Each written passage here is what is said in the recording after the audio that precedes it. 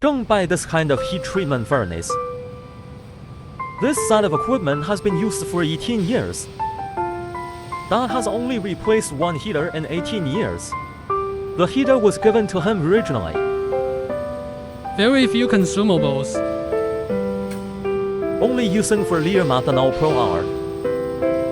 Equivalent to 12 cubic meters endothermic gas per hour. Efficiency has not dropped.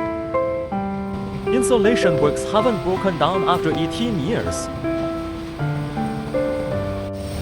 I don't think great hardening is very special.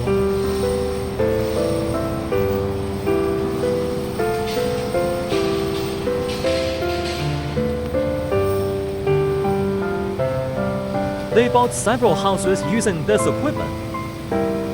Hou Torng company only earns a sense of accomplishment.